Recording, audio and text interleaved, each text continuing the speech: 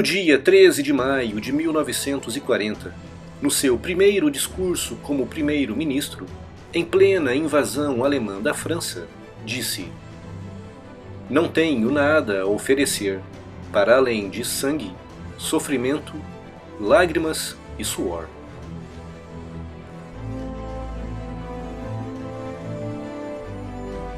Era um tremendo orador, com uma gigantesca capacidade para entreter e envolver a sua audiência. Os seus discursos, principalmente aqueles da primeira fase da guerra, quando o Reino Unido esteve sozinho na luta contra a Alemanha nazista, entraram para a história, servindo para motivar a sociedade britânica num dos seus momentos mais negros. Durante a Batalha da Inglaterra, a primeira batalha da história envolvendo exclusivamente forças aéreas, quando a Luftwaffe lançou sobre o Reino Unido toda a sua força, a Royal Air Force conseguiu deter o avanço alemão, infligindo a primeira derrota alemã na guerra. Sobre isso, Churchill diria: "Nunca antes na história dos conflitos humanos, tantos deveram tanto a tão poucos", referindo-se aos jovens e destemidos pilotos da RAF.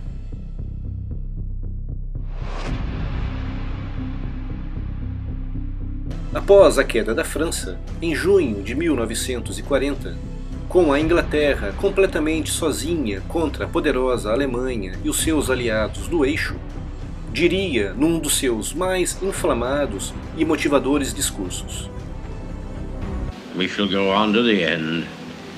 We shall fight in France. We shall fight on the seas and oceans. We shall fight with growing confidence and growing strength in the air. We shall defend our island, whatever the cost may be. We shall fight on the beaches. We shall fight on the landing grounds. We shall fight in the fields and in the streets. We shall fight in the hills. We shall never surrender."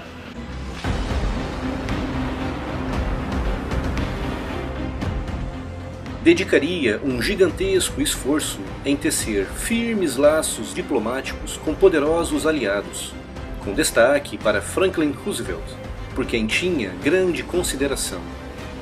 Foi graças a esse incansável esforço diplomático que o Reino Unido conseguiu manter-se praticamente sozinho na guerra, até a entrada oficial dos Estados Unidos no conflito, em dezembro de 1941.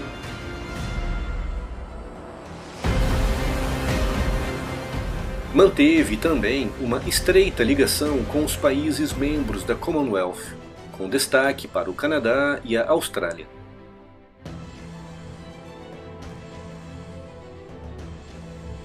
A partir de 1943, quando se tornou evidente que a Alemanha nazista seria derrotada, começaram a surgir divergências entre os britânicos e os soviéticos, a quem Churchill acusava de conquistadores da Europa do Leste.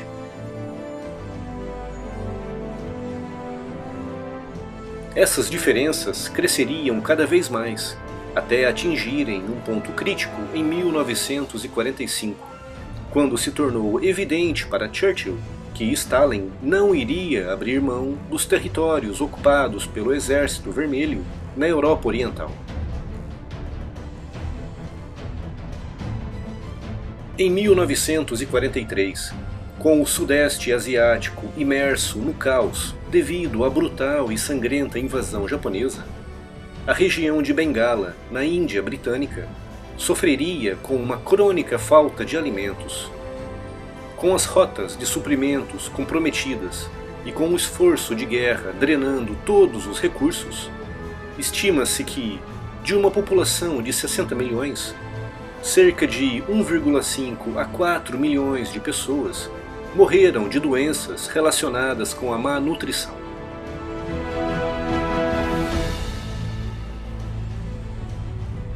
A situação só começou a ser controlada em 1944, quando a Marinha japonesa deixou de representar uma ameaça na região, permitindo assim o envio de comboios de alimentos a partir da Austrália e da África do Sul.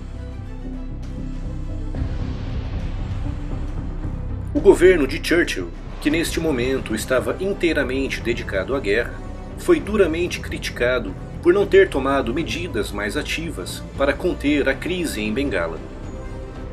Os críticos dizem que o Reino Unido poderia ter evitado a fome através da interrupção das exportações de grãos produzidos na região. Mas os defensores alegam que em 1943, no auge da guerra no Pacífico e na Europa, com as rotas marítimas bastante comprometidas pela Kriegsmarine e pela Marinha Imperial Japonesa, Churchill pouco ou nada poderia fazer. Em todo caso, trata-se de uma mancha que o acompanhará para sempre.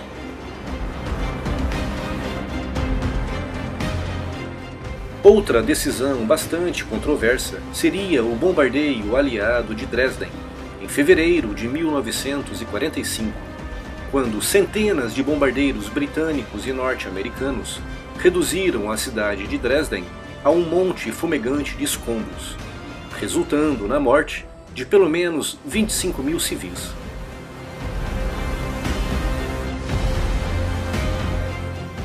Os críticos atacam Churchill alegando que se tratou de um crime de guerra cometido contra uma cidade que naquele momento já não tinha capacidade para se defender.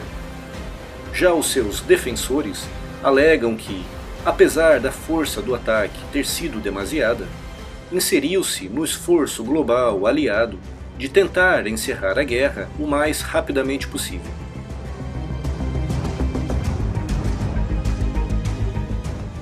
Em maio de 1945, a guerra na Europa chegava finalmente ao fim, e Churchill atingia o ponto máximo da sua carreira, sendo reconhecido pela população britânica como um dos principais responsáveis pela vitória aliada.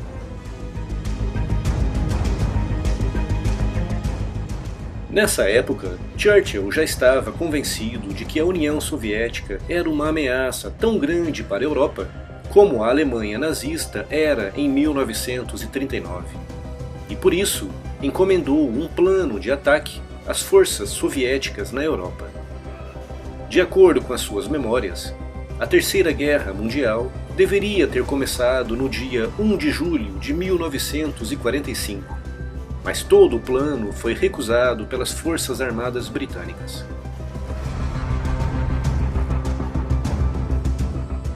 Perderia as eleições gerais de julho de 1945, assumindo uma cadeira no Parlamento Britânico, dessa vez no papel de oposição.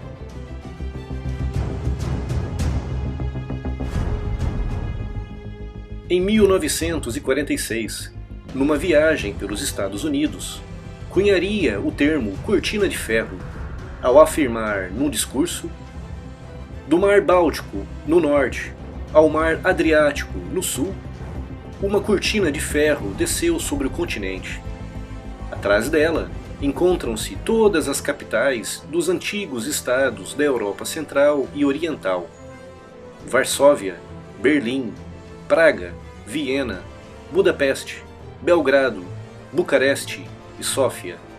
Todas essas famosas cidades presas na esfera de influência soviética.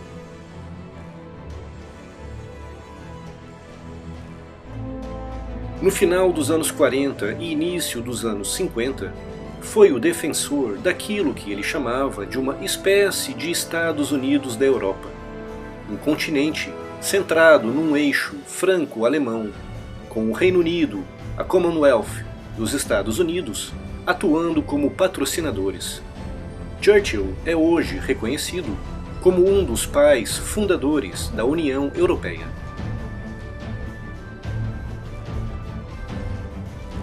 Em 1951, venceria as eleições gerais, assumindo um segundo mandato que duraria até 1955, período no qual enfrentaria graves crises coloniais, principalmente no Quênia e na Malaya, atual Malásia.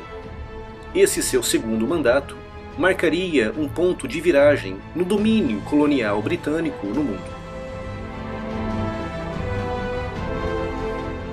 Em 1955, com a sua saúde bastante deteriorada após sucessivos derrames, retirava-se do cargo de primeiro-ministro.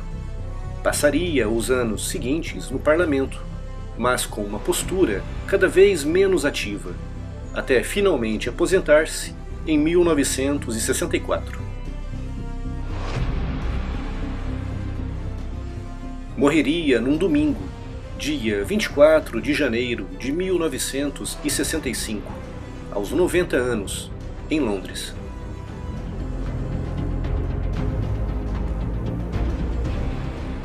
O seu funeral foi considerado o maior da história até a data, tendo sido acompanhado por mais de 350 milhões de pessoas no mundo todo, através de uma grande cobertura de rádio e televisão.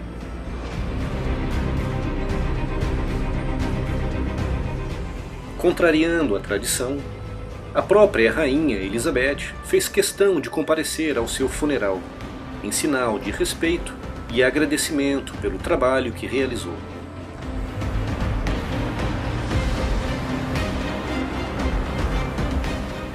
Foi, sem dúvida nenhuma, um dos maiores estadistas britânicos da história e uma figura central na história mundial nos anos 40.